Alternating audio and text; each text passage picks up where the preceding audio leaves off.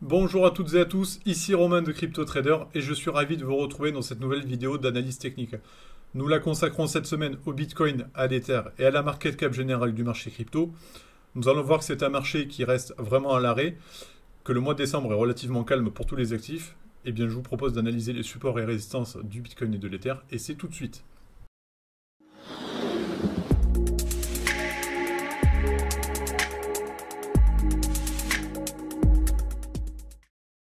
Et je vous le disais en introduction, donc nous commençons avec la vue hebdomadaire du Bitcoin ici. Et donc c'est un marché qui manque vraiment de vigueur pour la fin de novembre et le début de décembre.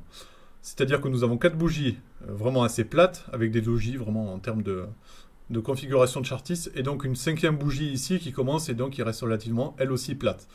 Bien que nous aurons des résultats macroéconomiques assez importants qui risquent de rajouter de la volatilité au marché, pour l'instant sur le moyen terme nous restons neutres, bien que la tendance de fond avec Ishimoku reste baissière, mais pour l'instant il faut rester très prudent, puisque nous n'avons aucun signal de rebond, ni de baisse, poursuite à la baisse vers ce niveau-là, les 14 600 $ qui semblent se dessiner. En termes de première résistance, vous avez la Tenkan hebdomadaire ici, à 18 500 $. C'est pour moi le signal d'alarme d'un rebond haussier, donc d'une position intéressante haussière de moyen terme, ce qui n'est pour l'instant pas le cas du tout. Le RSI en témoigne, puisque celui-ci reste dans sa zone vendeuse en dessous les 50, et reste relativement plat, donc vraiment nous avons une absence des acheteurs, une absence de vigueur vraiment sur le moyen terme. Le Bitcoin en vue journalière que vous avez à l'écran ici. Donc c'est ce que je vous disais tout à l'heure, c'est-à-dire que nous avons une situation qui reste neutre, des prix qui évoluent en latéral et donc un Bitcoin qui manque de tendance. Bien que la Tenkan hebdomadaire ait été cassée, la Tenkan journalière pardon, ait été cassée à la hausse, là pour l'instant elle joue le rôle difficile de support puisqu'aujourd'hui les prix ont tenté de la casser et donc attention à cette pression vendeuse qui vient se remettre en place et qui pourrait renvoyer comme prochain signal, comme prochain objectif, les 16 500 $ donnés par le plat de Kijun ici. J'attendrai vraiment une cassure de ce nuage pour espérer au moins un rebond technique haussier et pour aller chercher les 18 500 $ qui sont donnés par le plat de SSB et de Kijun. Pour l'instant, il faut rester patient. Je pense que le mieux à faire est d'être patient et vraiment d'attendre de voir où le marché veut aller puisque le Bitcoin reste vraiment très neutre sur le court terme comme le moyen terme, on a pu le voir tout à l'heure. Le principal support, je vous l'évoque ici, il est à 15 800 $. C'est vraiment ce double bottom que nous avons ici dessiné par les prix. Il faudra surveiller cela si vraiment nous retournons sur cette zone-là. Allez, l'Ether que vous avez ici en vue hebdomadaire.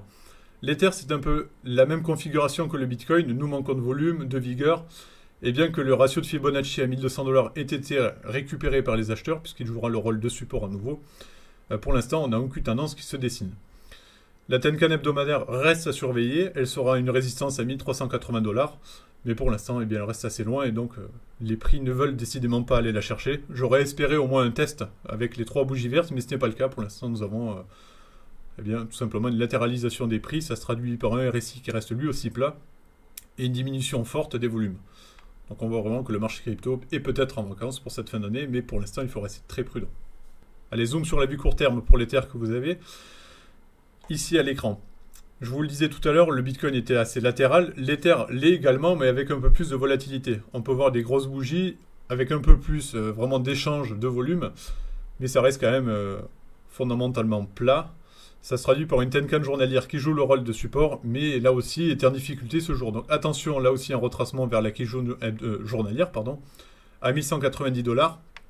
Cette zone, à mon avis, va jouer un rôle clé. Donc attention à ne pas l'enfoncer, puisque ça retournerait sur les supports moyen terme que je vous ai évoqués tout à l'heure. Avec également ce plat de bougie ici, le plus bas ici avec les mèches à 1080 $. Donc pour l'instant on a un Ether qui reste en difficulté, là le nuage commence à se rapprocher dangereusement. Il faut vraiment que les acheteurs trouvent de la vigueur pour enfoncer celui-ci et retourner sur le plat de Kijun et de SSB ici à 1375 $. Là aussi c'est accouplé à cette résistance hebdomadaire, donc ça sera vraiment un niveau clé à casser pour les acheteurs. Mais pour l'instant, donc, je reste vraiment neutre et il est difficile de dire où va aller le marché. Pour l'instant, tous les indicateurs restent plats. Allez, rapide tour sur la market cap générale du marché crypto. Je voulais attirer votre attention sur le point suivant. C'est que le support qui avait permis un rebond durant l'été dernier a été cassé durant l'affaire FTX et donc depuis, il joue le rôle de résistance. Cela indique que nous avons un possible retracement beaucoup plus profond qui attend le marché crypto pour cette fin d'année ou le début d'année 2023. Et il se traduira par une cassure de ce niveau-là, l'ancien plus bas de mèche, à 738 milliards de dollars. Il faudrait vraiment retracer au-dessus de la Tenkan hebdomadaire pour invalider ce signal. J'attendrai vraiment ce signal-là, puisque ça veut dire que sur le moyen terme, les acheteurs retrouvent de la vigueur et confirmeront que le marché crypto est vraiment apte à rebondir de façon un peu plus concrète et donnera beaucoup plus de force pour l'année 2023. Mais pour l'instant, je reste vraiment anxieux avec cette résistance que je trouve vraiment dangereuse. Sur le court terme, cette résistance, on le retrouve ici avec des prix qui ont buté beaucoup à plusieurs reprises et vraiment. Et donc la Kijun journalière jouera vraiment le rôle de clé de dernier recours sur le court terme pour le marché crypto. Pour faire le point un peu plus général sur la macroéconomie, nous aurons beaucoup plus d'annonces cette semaine avec notamment une réunion de la Banque centrale des États-Unis qui va jouer un rôle clé. À mon avis, nous allons voir beaucoup plus de volatilité sur le marché. Il faudra rester très prudent puisque nous sommes vraiment sur des œufs, comme je vous l'ai dit tout à l'heure, et ça reste quand même assez fragile. Je vous donne toutefois rendez-vous la semaine prochaine pour faire un point sur ces actifs et donc voir si nous avons enfin du changement qui se dessine. Je n'ai plus qu'à vous souhaiter une très bonne semaine, prenez soin de vous et à la semaine prochaine.